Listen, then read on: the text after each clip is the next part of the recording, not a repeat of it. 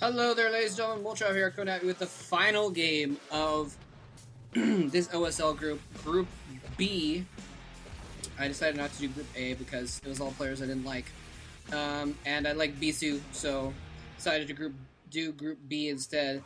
Hopefully, Group B for Bisu, because I think it would be a little. Well, I mean, if Shine turns out to be a really great player, then more power to him, and I like to see great players in the Star Leagues. But if he wins here, I have a feeling when he gets to the round of 16, he'll just fail out since he's been playing. I mean, he did really well in his prelims, but he's only won against other low caliber players. He hasn't really won against any high caliber players at all in the recent Pro League or anything like that. So I think it'd be better for the competition to have Bisu in the Star League. But they have a way of deciding who's better, and it's you play against each other. Whoever wins is considered better, and that's not. It's not as simple as that, but if Shine beats Bisu here and goes on, then he deserves a spot more than Bisu does, and it's as simple as that. Especially having come off of beating Really as well, beating two players in a row. Anyway, yes, moving on to game 3. This is going to be on, like I said before, the third game is on a more familiar map. It's going to be on Heartbreak Ridge. Seen some really fun PVZs on this map. Should be an exciting match. We saw Shine against Really go for a strategy where he sent his drone out and ran it around behind and mined out the minerals behind Really's natural expansion, and was able to sneak in some Zerglings there and accomplish a little bit of advantage on that. Helped him put pressure on there. So I wouldn't be surprised if he tries to do the same thing again here against Bisu. Although Bisu, he's really, really smart. He usually watches out for that kind of thing. So if he does try something like that, I wouldn't be surprised if Bisu spots it and maybe shuts it down. But then, if that happens, you have to take resources out to go kill the drone. Well, that's interesting. So he's going for a 10. Let's see what he does here. Is he going to go for like a 10 hatchery or something? No, he's just sending out a drone scout, I guess. That's kind of weird. And Bisu is going to spot that drone. I think he spotted that drone with the peripheral vision of his probe there. Spotted it coming out there. So I think hopefully he suspects that's what that drone is doing. I'm sure that drone is heading towards the mineral patch. This we can see on the minimap. That's exactly where it's heading. So Bisu hopefully is going to expect this and do something about it. I've seen LZ Gamer do this build a lot, actually, on his stream, and it can be very, very effective getting a run-by, a Zergling run-by, and then having the mine out in the back so that you can run Zerglings in from both sides or whatever, and that's exactly what he's going to try and do. Bisu, if he saw that drone, his spider senses will be tingling right now that there's not a drone scout coming into his base, which would be the only other reason he'd send out a drone that early. And there's the early spawning pool, so yeah, definitely going for some kind of a cheesy build like that.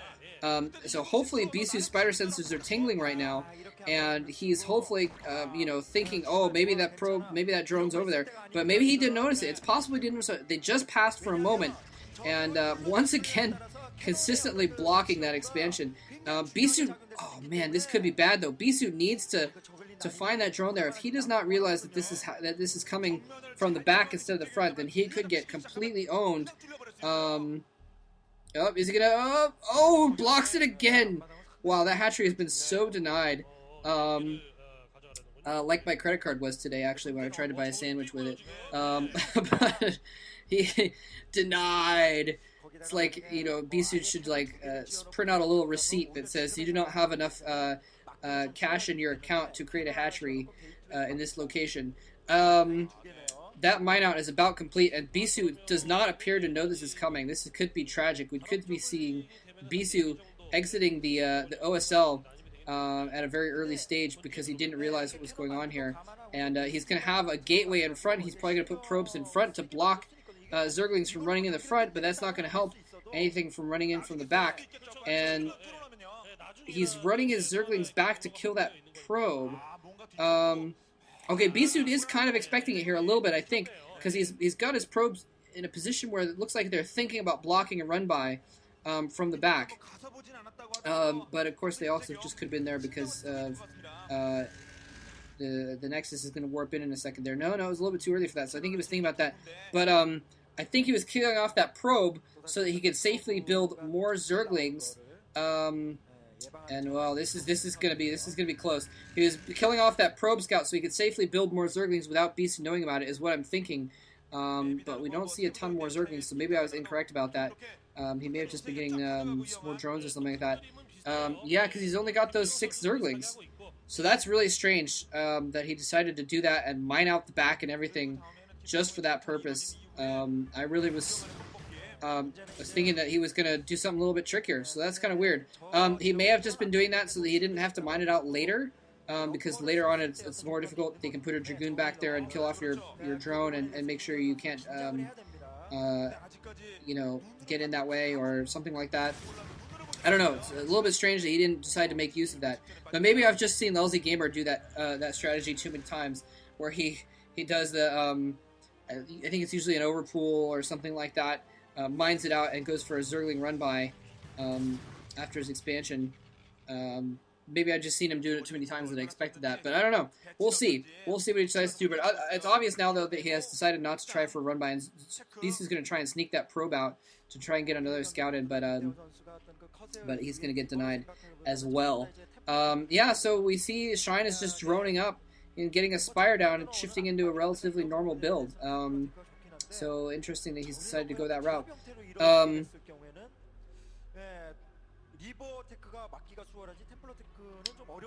Sorry, I need to get a drink of water again. I've been casting for a while now, and that last game was the first game. A few of these games actually have been pretty exciting, so my voice is starting to go out, as you can probably hear. Is the probe going to get in? Probably not going to get in far enough to see anything. Yeah, he gets in and he sees.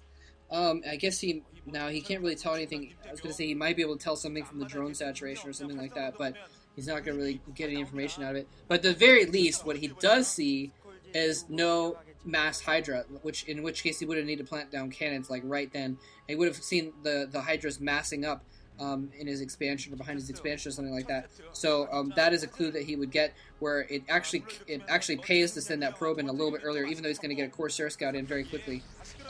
It pays to make sure that there's no sort of mass Hydra all-in build coming at him. We're going to see him kill some Overlords off again here.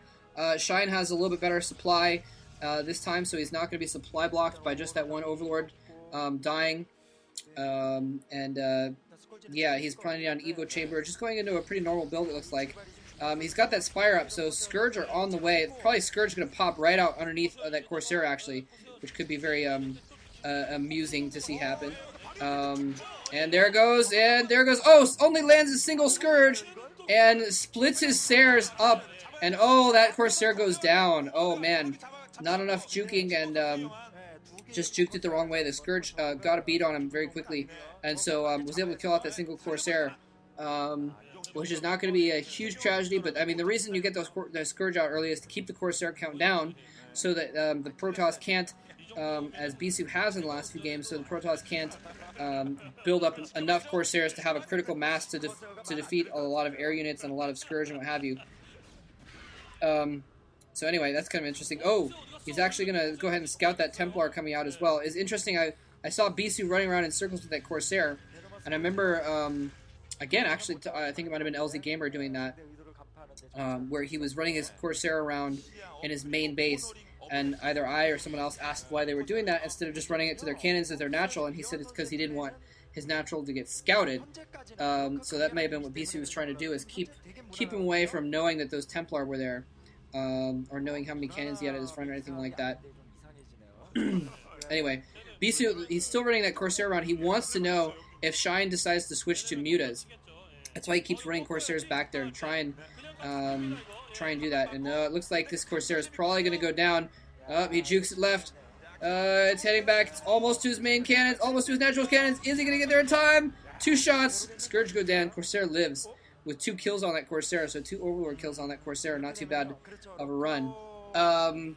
Unfortunately, he had to sacrifice the life of his comrade to do it. Zerg these days are just so good at shutting down the DT harass.